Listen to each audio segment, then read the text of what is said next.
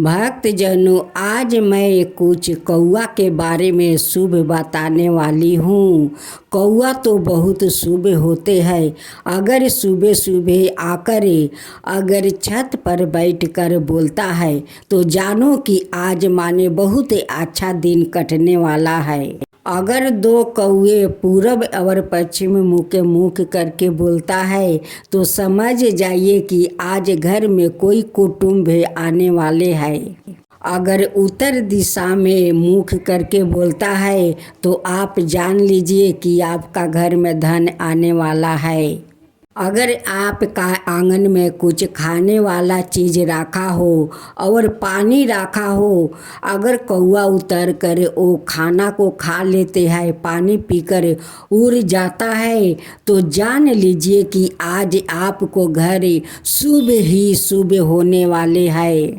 कौआ तो शनि भगवान को सवारी होते हैं और जब सुबह सुबह कौआ आंगन में बोलते हैं तो वो सुबह सुबह बोलते हैं। भक्तजनों, जब आप देखें कि छत पर कौआ बोल रहा है तो उन्हें खाने के लिए कुछ रोटी हो, मूढ़ी हो, जो भी कुछ हो उसे आंगना में डाल दीजिए।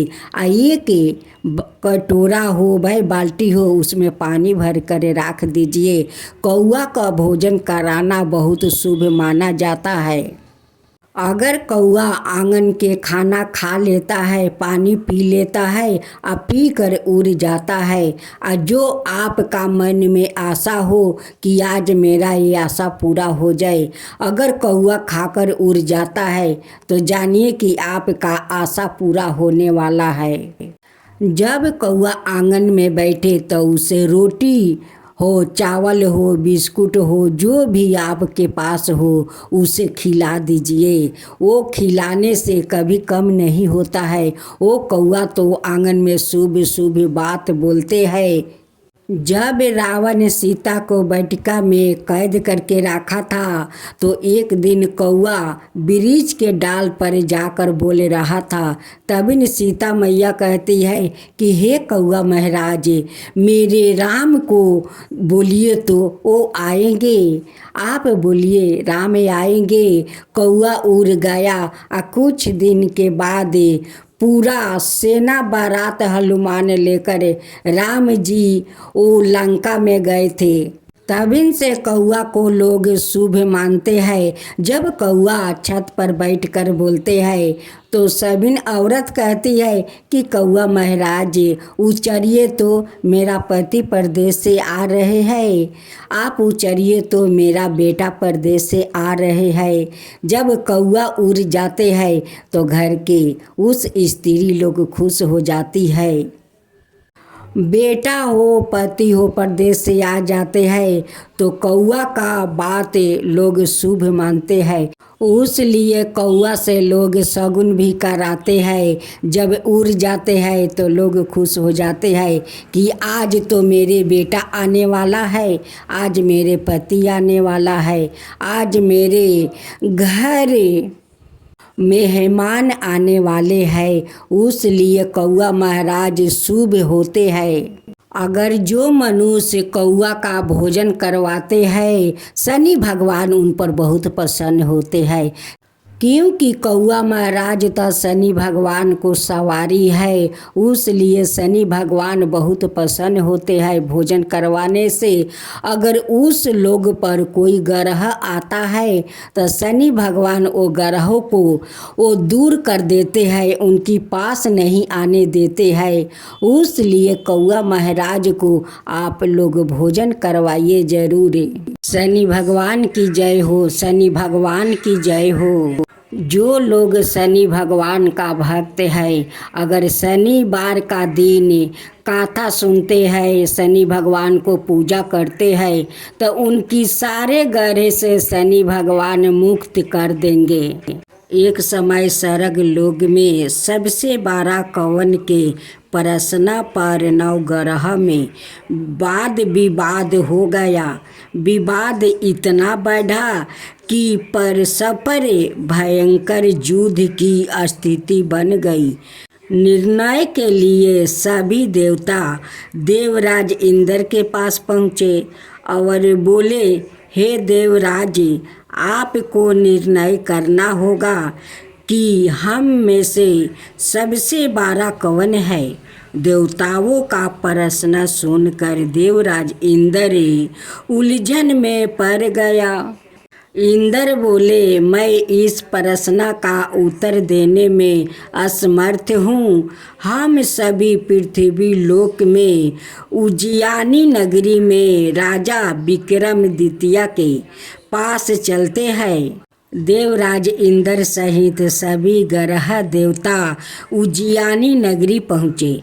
महल में पहुंचकर जब देवताओं ने उनसे अपना प्रश्न पूछा तो राजा विक्रमादित्य भी कुछ देर के लिए परेशान हो उठे, क्योंकि सभी देवता अपनी अपनी शक्तियों के कारण महान थे। किसी को भी छोटा या बड़ा कह देने से उनके क्रोध के प्रकोप से भयंकर हानि पहुंच सकती है। अचानक राजा विक्रमादित्य को एक उपाय सूझा और उन्होंने विभिन्न धातुओं स्वर्ण, रजत, चांदी, कांसा, तांबा, सीसा, रंगा, जस्ता, अबरक, लोहे के 9 आसन बनवाए। धातुओं के गुणों के अनुसार सभी आसनों को एक दूसरे के पीछे रखवा कर उन्होंने देवताओं को अपने अपने सिंहासन पर बैठने को कहा। देवताओं के बैठने के बाद राजा विक्रमादित्य ने कहा, आपका निर्णय तो सवाय हो गया। जो सबसे पहले सिंहासन पर विराजमान है वही सबसे बड़ा है। राजा विक्रमादित्य के निर्णय को सुनकर शनि देवता ने सबसे पीछे आसन पर बैठने के कारण अपने को छोटा जानकर क्रोधित होकर कहा, राजा विक्रमादित्य, तुमने मुझे सबसे पीछे बैठाकर मेरा अपमान किया है। तुम मेरी शक्तियों के पराजित नहीं हो। मैं तुम्हारा सर्वनाश कर दूंगा। शनि ने कहा, सूर्य एक राशि पर 1 महीने रहता है, चंद्रमा 2.25 दिन, मंगल 1.5 महीने रहता है, बुध और शुक्र 1 महीने, बृहस्पति 13 महीने रहते हैं। लेकिन मैं किसी राशि पर 7.5 बरस 7.5 तक रहता हूँ। बड़े बड़े देवताओं को मैंने अपने प्रकोप से पीड़ित किया है। राम को 7.5 के कारण ही वन में जाकर रहना पड़ा और रावण को 7.5 के कारण ही युद्ध में मृत्यु का शिकार बनना पड़ा। राजा, अब तू भी मेरे प्रकोप से नहीं बच सकेगा। इसके बाद अन्य ग्रहों के देवता तो प्रसन्नता के साथ चले गए, परंतु शनिदेव बड़े क्रोध के साथ वहां से विदा हुआ। राजा विक्रमादित्य पहले की तरह ही अन्याय करते रहे। उनके राज्य में सभी स्त्री पुरुष बहुत आनंद से जीवन यापन कर रहे थे। कुछ दिन ऐसे ही बीत गया। उधर शनि देवता अपने अपमान को भूला नहीं। विक्रमादित्य से बदला लेने के लिए एक दिन शनि देव ने घोड़े के व्यापारी का रूप धारण किया और बहुत से घोड़े के साथ उज्जैनी नगरी पहुँचे। राजा विक्रमादित्य ने राज्य में किसी घोड़े के व्यापारी के आने का समाचार सुना तो अपने अश्वपाल को कुछ घोड़े खरीदने के लिए भेजा। घोड़े बहुत कीमती थे। अश्वपाल ने जब वापस लौट कर इस संबंध में बताया तो राजा विक्रमादित्य ने सवाए आकर एक सुंदर शक्तिशाली घोड़े को पसंद किया। घोड़े की चाल देखने के लिए राजा उस घोड़े पर सवार हुआ तो वो घोड़ा बिजली की गति से दौड़ पड़ा। तेजी से दौड़ता घोड़ा राजा को दूर एक जंगल में ले गया और फिर राजा को वहां गिराकर जंगल में कहीं गायब हो गया। राजा अपने नगर को लौटने के लिए जंगल में भटकने लगा, लेकिन उन्हें लौटने का कोई रास्ता नहीं मिला। राजा को भूख प्यास लगा। बहुत घूमने पर उसे एक चरवाह मिला। राजा ने उसे पानी मांगा। पानी पीकर राजा ने उस चरवाह को अपनी अंगूठी दे दिया। फिर उसने रास्ता पूछकर वहाँ जंगल से निकल कर पास के नगर में पहुंचा। राजा ने एक सेठ की दुकान पर बैठकर कुछ देर आराम किया। उस सेठ ने राजा से बातचीत की तो राजा ने उसे बताया कि मैं उजियानी नगरी से आया हूँ। राजा के कुछ देर दुकान पर बैठने से सेठ जी की बहुत बिक्री हुई। सेठ ने राजा को बहुत भगवान समझा और खुश होकर उसे अपना घर भोजन के लिए ले गया। सेठ के घर में सोने का एक हार खूंटी पर लटका हुआ था। राजा को उस कमरे में छोड़कर सेठ कुछ देर के लिए बाहर गया। तभी एक आश्चर्यजनक घटना घटी। राजा के देखते देखते सोने का उस हार को खूंटी निगल गया। सेठ ने कमरे में लौट कर हार को गायब देखा तो चोरी का संदेह राजा पर ही किया, क्योंकि उस कमरे में राजा ही अकेले बैठा था।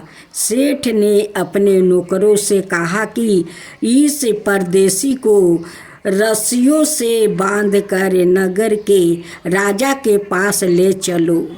राजा ने विक्रमादित्य से हार के बारे में पूछा तो उसने बताया कि उसके देखते ही देखते खूंटी ने हार को निगल लिया था। इस पर राजा ने क्रोधित होकर चोरी करने के अपराध में विक्रमादित्य के हाथ पांव कटवाने का आदेश दे दिया। राजा विक्रमादित्य के हाथ पांव कटवाकर उसे नगर की सड़क पर छोड़ दिया गया। कुछ दिन बाद एक तेली उसे उठाकर अपने घर ले गया और उसे अपने केलू पर बैठा दिया। राजा आवाज़ देकर बैलों को हाँकता रहा। इसी तरह तेली का बैल चलता रहा और राजा को भोजन मिलता रहा।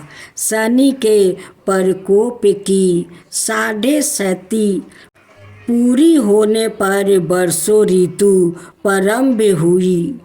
राजा विक्रमादित्य एक रात मेघ मल्हार गा रहा था कि तभी नगर के राजा की लड़की राजकुमारी मोहिनी रथ पर सवार उसे तेली की घर के पास से गुजरी। उसने मेघ मल्हार सुना तो उसे बहुत अच्छा लगा और दासी को भेजकर गाने वाले को बोला लाने को कहा। दासी ने लौट कर राजकुमारी को अपंग राजा के बारे में सब कुछ बता दिया। राजकुमारी उसके मेघ मल्हार से बहुत मोहित हुई। अतः उसने सब कुछ जानकर भी अपंग राजा से विवाह करने के निश्चय कर लिया। राजकुमारी ने अपने माता पिता से जब यह बात कही तो वो हैरान रह गई। रानी ने मोहिनी को समझाया, बेटी तेरे भाग्य में तो किसी राजा की रानी होना लिखा है, फिर तू उस अपंग से विवाह करके अपने पाँव पर कुल्हाड़ी क्यों मार रही है। राजकुमारी ने अपनी जिद नहीं छोड़ी। अपनी जिद पूरी करने के लिए उसने भोजन करना छोड़ दिया और प्राण त्याग देने का निश्चय कर लिया। आखिर राजा रानी को बेबस होकर अपंग के विक्रमादित्य से राजकुमारी का विवाह करवाना पड़ा। विवाह के बाद राजा विक्रमादित्य और राजकुमारी तेली के घर में रहने लगे। उसी रात सपना में शनि देव ने राजा से कहा, राजा तूने मेरा परपोक देख लिया, मैंने तुम्हें अपना अपमान का दंड दे दिया है। राजा ने शनि देव से क्षमा करने का कहा और प्रार्थना की, हे शनि देव, आपने जितना दुख मुझे दिया है अन्याय किसी को ना देना। शनि देव ने कुछ सोच कर कहा, राजा मैं तुम्हारी प्रार्थना स्वीकार करता हूँ। जो कोई स्त्री पुरुष मेरी पूजा करेगा, शनिवार को व्रत करके मेरी व्रत कथा सुनेगा, उस पर मेरी अनुकंपा बनी रहेगी। प्रातः काल राजा विक्रमादित्य की नींद खुली तो अपने हाथ पाँव देख कर राजा को बहुत खुशी हुई। उसने मन ही मन शनि देव को प्रणाम किया। राजकुमारी भी राजा के हाथ पाँव सही सलामत देख कर आश्चर्य में डूब गई। तब राजा विक्रमादित्य ने अपना परिचय देते हुए शनि देव के प्रकोप की सारी कहानी सुनाई। सेठ को जब इस बात का पता चला तो दौड़ता हुआ तेली के घर पहुंचा और राजा के चरणों में गिरकर क्षमा मांगने लगा। राजा ने उसे क्षमा कर दिया, क्योंकि यह सब तो शनि देव के प्रकोप के कारण हुआ था। सेठ राजा को अपने घर ले गया और उसे भोजन करवाया। भोजन करते समय वहाँ एक आश्चर्यजनक घटना घटी। सबके देखते देखते उस खूंटी ने हार उगील दिया। सेठ जी ने अपनी बेटी का विवाह भी राजा के साथ कर दिया और बहुत से स्वर्ण आभूषण धन आदि देकर राजा को विदा किया। राजा विक्रमादित्य राजकुमारी मोहिनी और सेठ की बेटी के साथ उज्जैनी पहुँचे तो नगर वासियों ने खुशी से उसका स्वागत किया। अगले दिन राजा विक्रमादित्य ने पूरे राज्य में घोषणा करवाई कि शनि देव सब देवता में सर्वश्रेष्ठ है। प्रत्येक स्त्री पुरुष शनिवार को उनका व्रत करो और व्रत कथा अवश्य सुनो। राजा विक्रमादित्य की घोषणा से शनि देव बहुत प्रसन्न हुआ। शनिवार का व्रत करने और व्रत कथा सुनने के कारण सभी लोग की मनोकामना शनि देव की अनुकंपा से पूरी होने लगी। सभी लोग आनंद पूर्वक रहने लगे। भक्तजनों, अब हम लोग आरती सुनते हैं। जय जय शनि देवा, सामयंग विक्रमी दृष्टि चतुर्भुजधारी,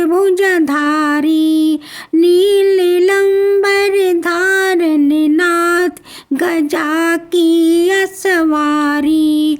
जय जय श्री शनि देव। बिकट मुटुक शिशिराजित दीपत है लीलारी। भक्तन की माला गले शोभित बिहारी। जय जय श्री शनिदेव। मोदक मिष्टन पान चढ़े है सुपारी। लोहा तिल तेल उर्दी महिषी अति प्यारी। जय जय श्री शनिदेव। देवदनु ऋषि मुनि सुमिरत नर नारी। विश्वनाथ धरत ध्यान शरण है तुम्हारी। जय जय श्री शनिदेव। भक्तन के हितकारी। जय जय जय शनिदेव।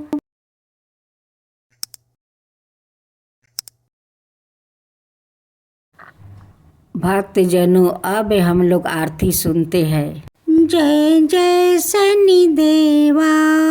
सामयंग विक्रम दृष्टि चतुर्भुजधारी।